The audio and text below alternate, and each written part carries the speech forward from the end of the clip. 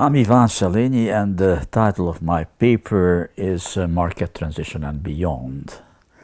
I try to offer a comparative analysis of transitions from redistributive economies to market economies in China, Russia, and Eastern Europe. Let me begin with a few comments on markets, redistribution, and inequality.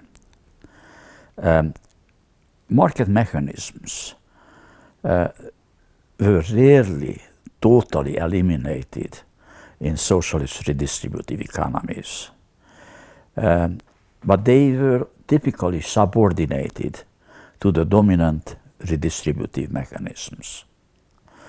Well, in some epochs and some countries, markets played a significant secondary role.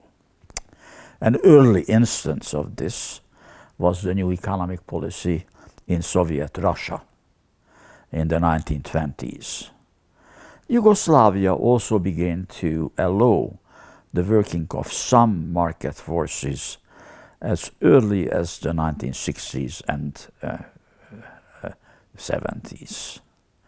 Hungary probably had the most daring market experiments since 1963, which lasted until 1989. In a paper I called this Hungarian system, even as a socialist mixed economy, believing that an economic system can be created in which redistribution remains a major mechanism, ownership primarily remain public, but substantial market forces will operate.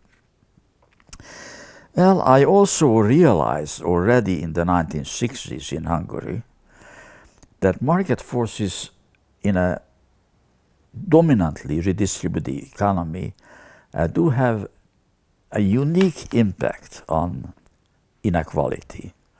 Normally, in market economies, we expect inequalities to be created by market mechanisms and to be compensated by the redistributive intervention of the welfare state. In the 1960s and 70s, in Hungary, that was turned around. The inequalities were created by the redistributive intervention of the state, and those who did not fare very well in this sector of the economy had to take care of themselves on the markets. Well, it turned out that the socialist mixed economy is not a sustainable system. In 1989-91, in the USSR and its European satellites, the system collapsed. China entered a market transition in December 1978.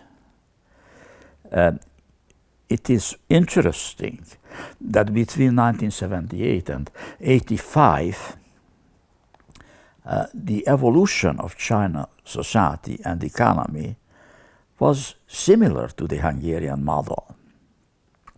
So during the first 7 years, social inequalities in China with the growth of market forces was reduced.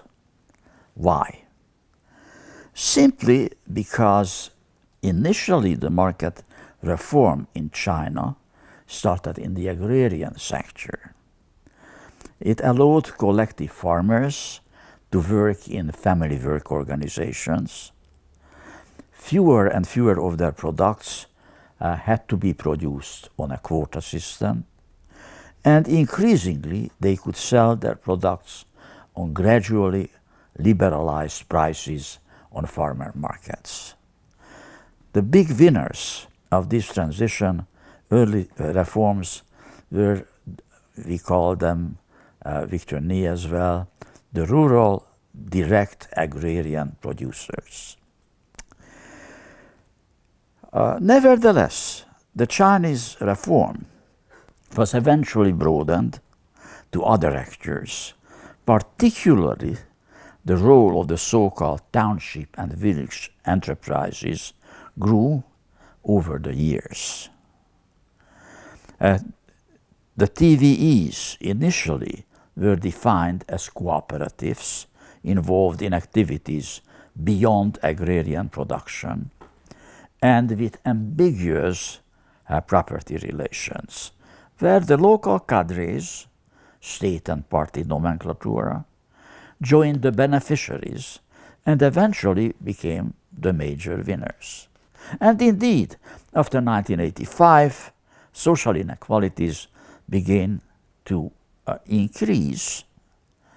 At this time, the USSR began to crumble.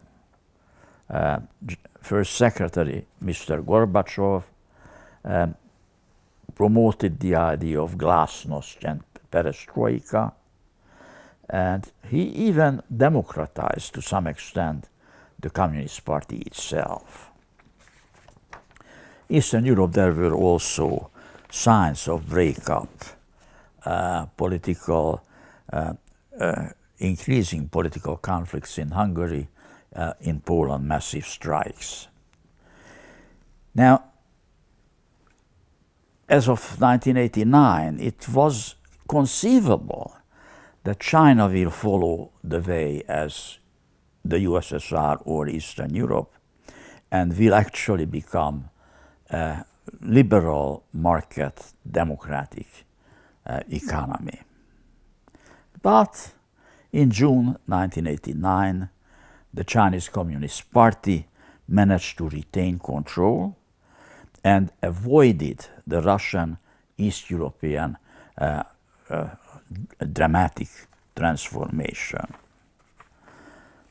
Victor Nee, in his path-breaking paper in 1989 on market transition, developed the vision of making of market economy in China by winners and losers distributed over the whole social hierarchy without posing the question whether this is capitalism or transition to democracy.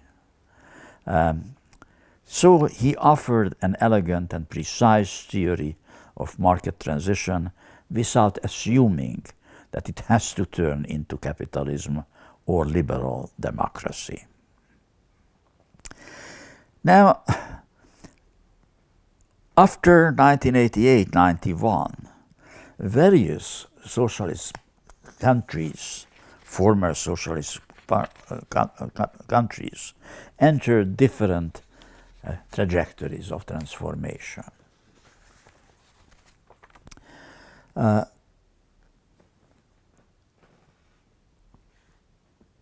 China, until 1989, basically built the market economy from below. Eventually it broadened, but until 1998-1999, the forces from below were rather substantial. In a paper which was published in 2010 and studied, for instance, the most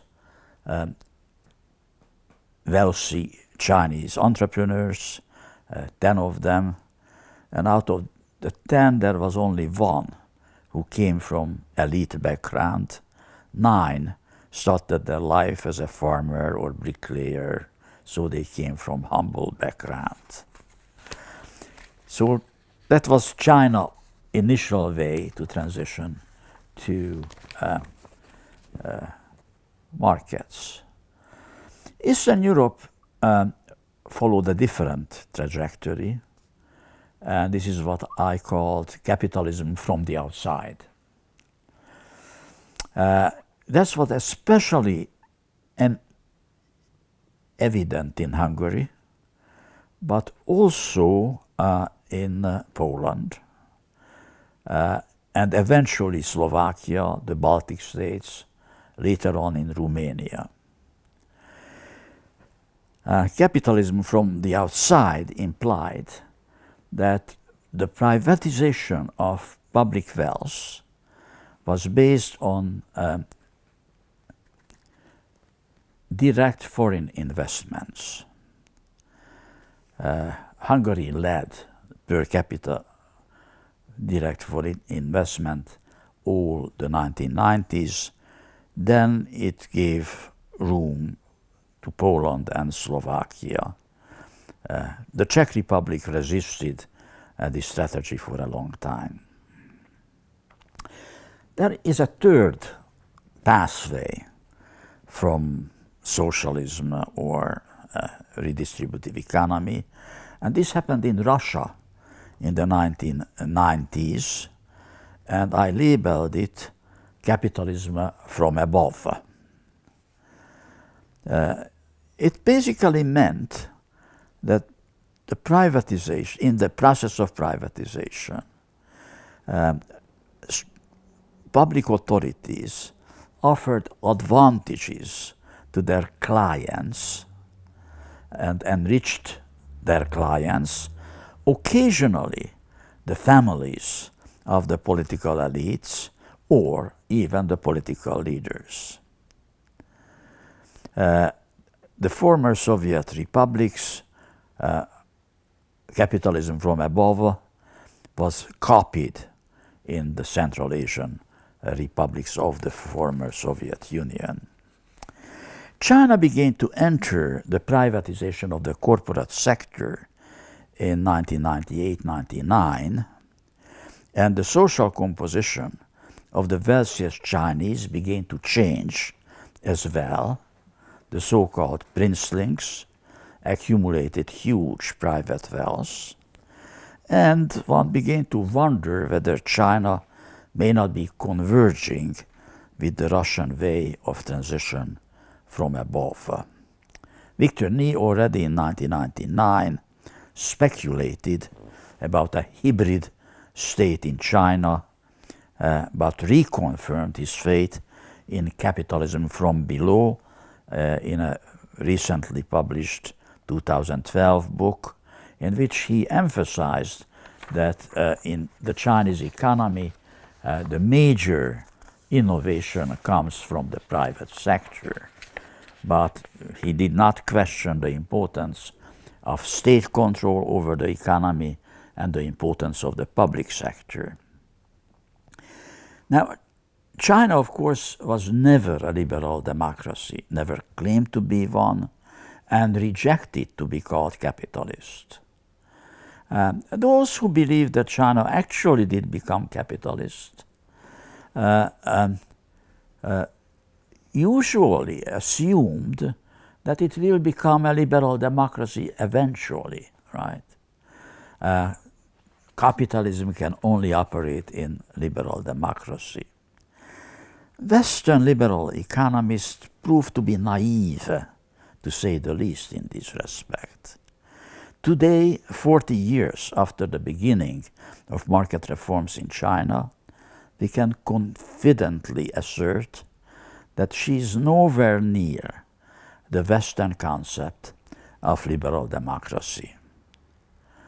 In June 1989, China made a clear commitment to resist the temptations of liberal democracy. And we see it happening right now in Hong Kong.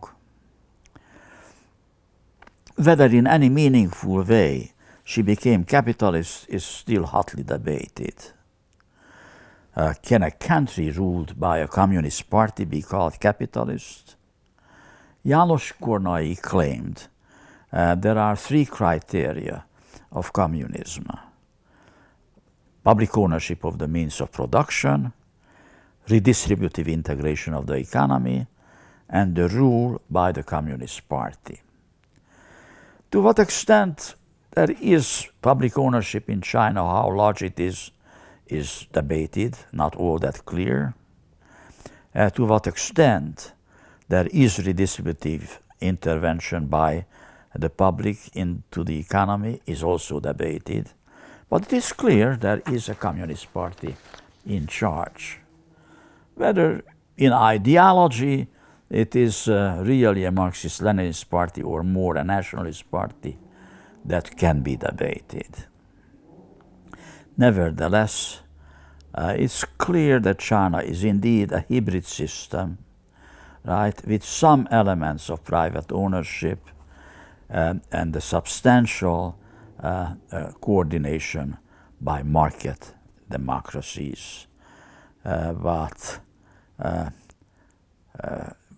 democracy is extremely limited.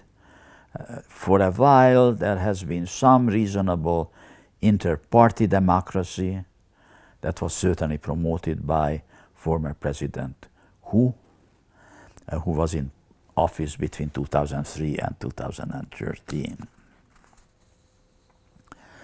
And indeed, some argue that the Standing Committee of the Politburo, which usually consists between 5 to 11 members, exercised substantial influence and articulated various, occasionally conflicting interests.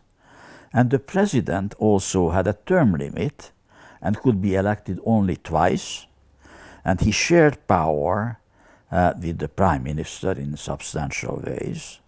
And their successor was appointed early on, and as they entered their second term in office, their successor began to play a substantial role. Well, on the other hand, China recently seemed to be reinforcing central authority. Why, especially during the 1980s, there was substantial decentralization. During the later part of the present decade, the authority of the central executive has been substantially increased. An important move in this direction was when the Constitution was amended in 2018 to allow the president to serve for life without any term limit. Many commentators believe that President Xi has more authority than anyone had since Mao, and probably has more influence on the Standing Committee than previous party presidents. In Russia, there has been some interesting change after year 2000. During the 1990s, there has been a great deal of social and economic troubles in Russia. Yeltsin, who was in power between 91 and 99, created a sort of a wild east capitalism. Russia was committed to rapid changes in property relations without much possibility of interference by foreign investors. Yeltsin's political slogan was, "We do not want to create a few millionaires, but we aim at the creation of millions of owners." The major mechanism of privatization was by voucher, which eventually led to the emergence of a rather small class of oligarchs. While public property was distributed broadly among the population, most recipients of these vouchers had no experiences in entrepreneurship and had no capital.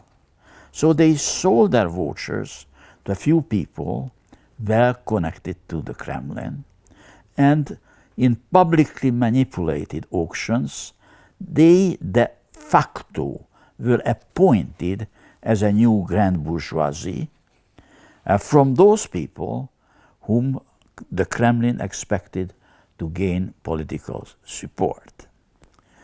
Yeltsin acted as the godfather of Kremlin, as Paul Klebnikov called him. These oligarchs soon began to privatize the state itself, which led to a state failure at a grand scale and to an anarchic, oligarchic type of capitalism.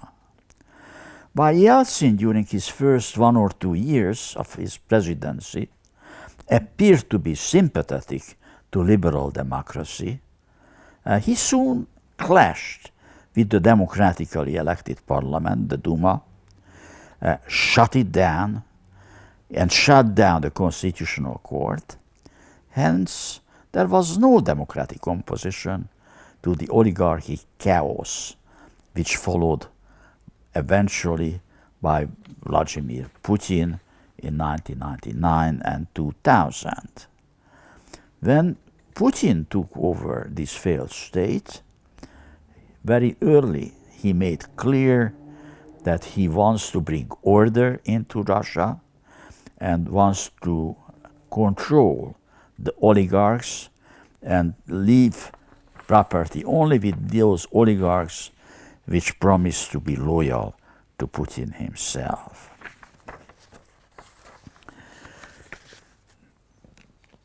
Putin wanted to present himself as the good Tsar, who creates a very strong executive with virtually no division of powers. He promised to make Russia great again, to restore the greatness of Tsarist times. And in his aspiration, he found ally in the Orthodox Church. And while the price of oil was booming, a large middle class benefited from his strong executive will. But as the economy turned down, he needed to gain popular support with appeal to Russian ethno-nationalism, orthodoxy, and imperial ambitions. As it became obvious with the annexation of the Crimea and the proxy war in the Ukraine and other foreign policy adventures, including the intervention in the US elections in 2016. Let's be clear, Putin is not restoring the USSR. His ideal is Tsarist Russia. Nor does he restore socialism. He established a firm executive control over the political process. He basically ran a one-party system, and while multi-party elections take place regularly, they are highly managed in favor of the United Russia, Putin's party. The executive branch has almost complete control over the judiciary, and while opposition media is marginally tolerated, opposition journalists and politicians are threatened, occasionally killed under unclear circumstances. Private wealth is respected, but also increasingly under the control of the executive, with occasionally renationalization, which aims at reprivatization those property to loyal entrepreneurs. Putin created a system which looks very much like what Hungarian Prime Minister Victor Orban called in his famous speech in 2014, illiberalism. This takes us back to the former socialist countries of Europe. In the above-mentioned talk, Mr. Orban launched an attack against liberalism. In his view, liberalism puts excessive emphasis on individual liberties and does not represent effectively the national interest. Hence, he recommended to replace liberal democracy with illiberal democracy. In liberal democracies, particularly interests can delay or even block effective executive action for the national interest. In Orbán's vision, illiberal democracy retained multi-party regular elections, but much like in Putin's version, it assumes a system of national cooperation with a strong central force field by his own party. It is called Fidesz. The essence of the system is an effective executive branch which is not limited or paralyzed from time to time by other branches of powers, like the judiciary, media, or even social science research, as, according to Orbán, may be the case in liberal democracies. This illiberal regime is deeply capitalist, but the economy, much like the political arena, is managed. The most important mechanism for such management is regulation of markets, especially investment markets, by the executive, since the executive is supposed to have privileged knowledge what the market outcomes are in the national or common interest. It can give market advantages to those actors who are supposed to act for such interest. One is not supposed to leave market action to blind profit-seeking behavior. The ones selected for privileged position on those regulated markets, for instance, domestic player versus foreign market speculator, among domestic players, those are more trustworthy for the executive and in particular the chief of the executive branch. And then they are rewarded not simply by profit but by rent.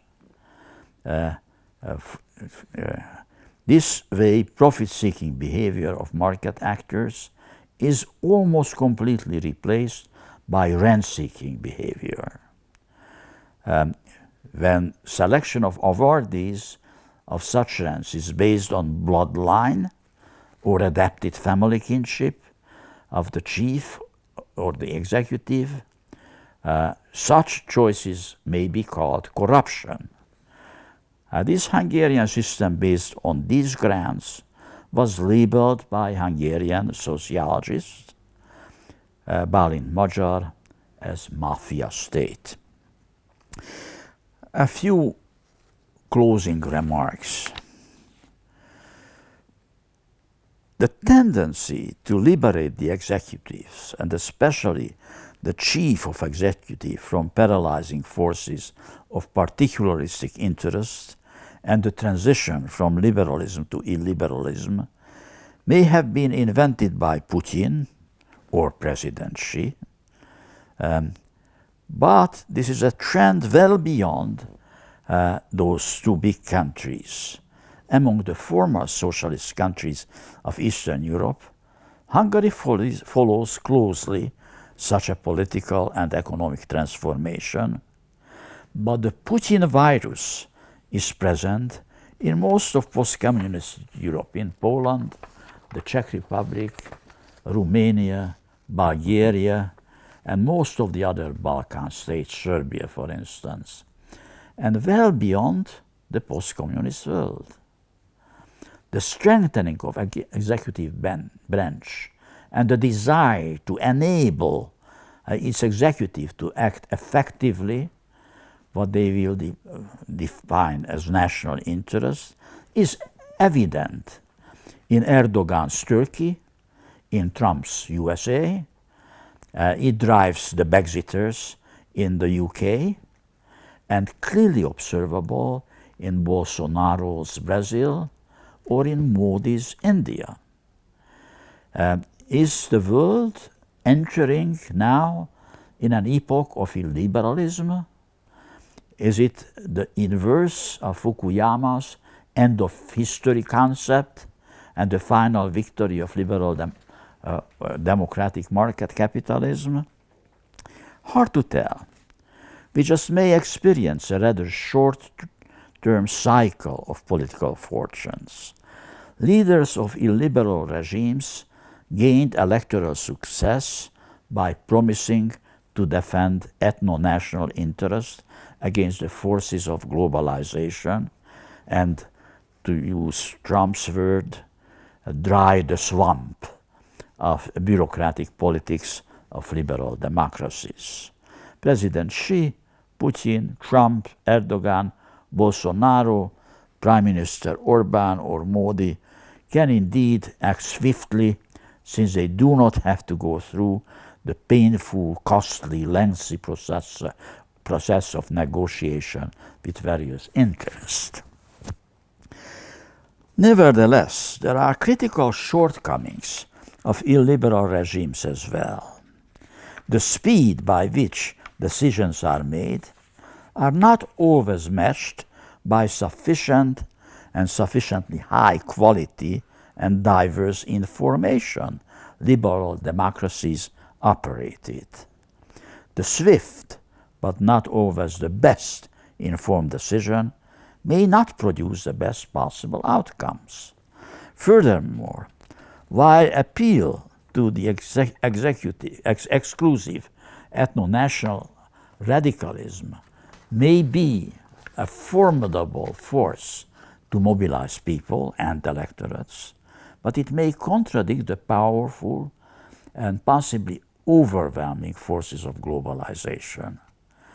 There can be only global answer to the critical challenges that the world is facing today: the environmental degradation, the uneven political change across continents and over the world, the free flow of capital around the world. China first, Russia first, USA first, Hungary first, maybe help the chiefs of executives to consolidate their power and even to win elections at home, if they hold elections at all, but they may not be the most appropriate for foreign policies for the 21st century. Forcefully acting executives with their exclusionary ethno-nationalist policies eventually may have to settle once again with a more globalist view of our problems and sacrificing the speed of sovereignist decisions for a nationally and globally more multilateral, slower, but at the end, better informed process of decision making. Thank you.